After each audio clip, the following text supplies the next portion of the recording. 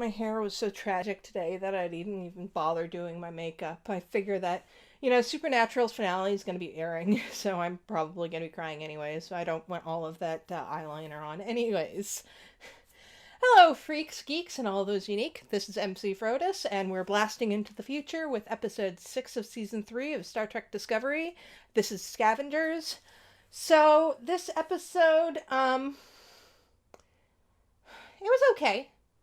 I can't say that it was super groundbreaking. There was a lot of stuff that I liked in it, but then there was kind of an equal amount of stuff that I wasn't really that into. And the stuff that I wasn't really that into was the main plot. I wasn't really all of that interested in the Michael stuff. Now, what happened in this episode is that Michael got a message from Book that he had found a black box from one of the ships that was destroyed in the burn, but it was destroyed at a slightly different time than the rest of the ships. So Michael believes that she'll be able to triangulate where the burn actually originated from because she has two other black boxes that have similarly off data. This message from Book was sent several weeks ago, and he's not returned. So she wants to go off on a mission to find him, and Saru says no. So of course Michael goes anyway, and she goes along with Giorgio, and then there's a prison break and everything. And then there are some small plots going on with Stamets getting to know Adira. And I like the stuff with Stamets and Adira. I like that Adira, we're seeing more of her with Gray, and that Adira has now admitted to Stamets what's going on. And I think that, based on what Stamets said, I think Gray is definitely going to be coming back to life somehow. We already know that Gray is going to be in season 4. They've announced that, so I don't think that they're going to pull the whole figment of Adira's imagination or whatever Gray actually is for too long. I think that they're going to find some way around it, and I think this is the way they justified doing the bury your queers thing yet again, which Discovery stopped doing that. Like, just because you bring them back doesn't give you an excuse to keep on using the bury your queers thing. Just don't. But I definitely like that plot. I like Stamets. He's one of my favorite characters. And I really love Adira. She's definitely becoming one of my favorite characters. So seeing them interact, and also, yes, they do have a lot in common. So it's really good to see them together. And it's a weird kind of person for Stamets to interact with. I mean, as he pointed out, he never pictured being the confidant for a tween girl, which, I mean, like, you could tell how much Stamets is not used to it if he's calling Adira a tween, because, I mean, Adira is definitely not a tween.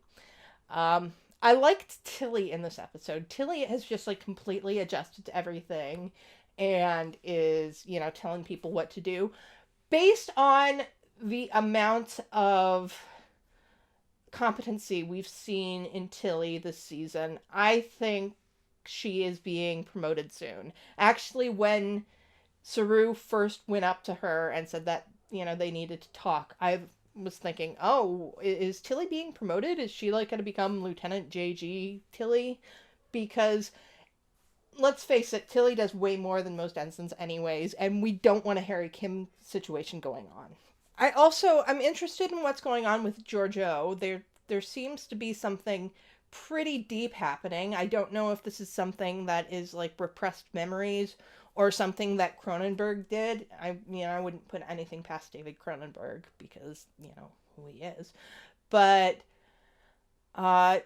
Giorgio definitely seems deeply affected, and I think this is going to be something that humanizes her going on. Maybe she has memories of the Giorgio from our timeline or something. I don't know. There's a lot of things that could be happening. Okay, so I liked everything that was kind of around this episode, but the main crux of this episode, Michael disobeying orders to go after Book, was not that into. Um, First, I mean, we've seen this point for Michael before. I mean, this is kind of like the continuing plot with Michael. Michael disobeying orders. And I get that that's like a character trait that they've developed for her.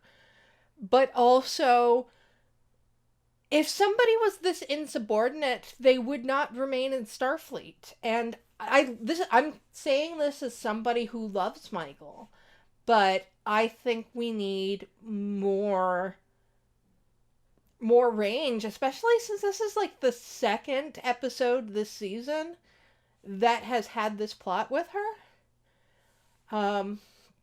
Also, her relationship with Book.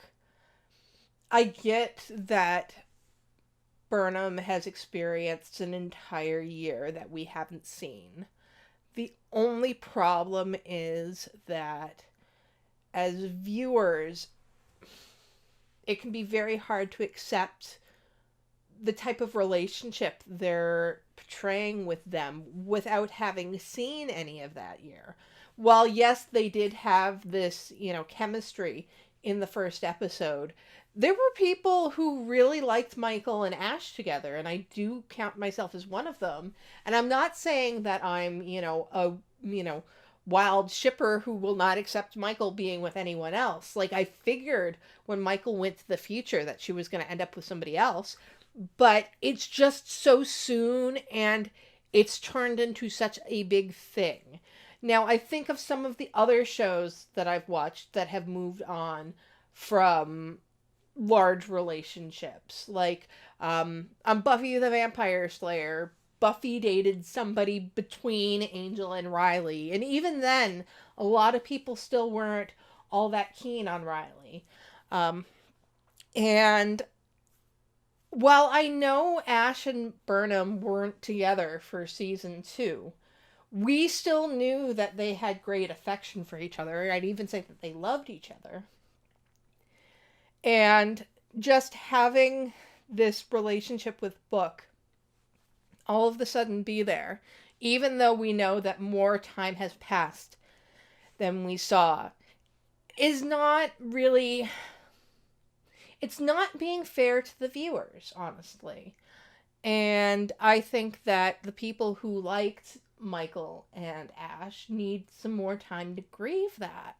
And just having, like, the brief mention of him in this episode, it hurt, honestly. And that's not to say that I don't like Book. I think he's great, and certainly he's fine as hell. So I understand Michael being into him. But I barely know him. And we're already throwing around the L word, considering Michael in season 1 of Discovery said that she had never been in love before. So Ash was the first person she was ever in love with, which makes me think that she's very selective of the people she falls in love with. So that she should so quickly move on just feels not right to me. And I realize that I keep on harping on about this point. I liked the Andorian. I can't remember his name, but the one who had initially incited a riot and then was forced to work for the Orions. And the biggest thing that I liked about him is I liked that they didn't kill him. I was so sure that they were going to, like, because they had it all set up with him getting shot and, Book holding him. And it's like, this is, like, the perfect moment for him to, expire in Book's arms. But no, they didn't do that. And I really appreciate them not going there. So, I mean, I realize this episode is shorter than my usuals, but I just don't really have a whole lot to say. This was a pretty... I am going to say mediocre episode. It was fine. I enjoyed it while I was watching it, but it's not something that I am going to go back to. And I don't think we made any huge strides. Like, we do have this black box thing, but we don't really have any more information on it. And Michael and Book's relationship is just not something that I'm emotionally invested in yet. And any emotional investment I have is actually towards Michael's former relationship, and I still need some more time to get used to the fact that that's not there anymore. Now, I saw a trailer for next week's episode, and I'm pretty sure that maybe this episode was pretty, boring just to get me ready for all of the tears I'm going to shed next week, because we're dealing with Vulcans.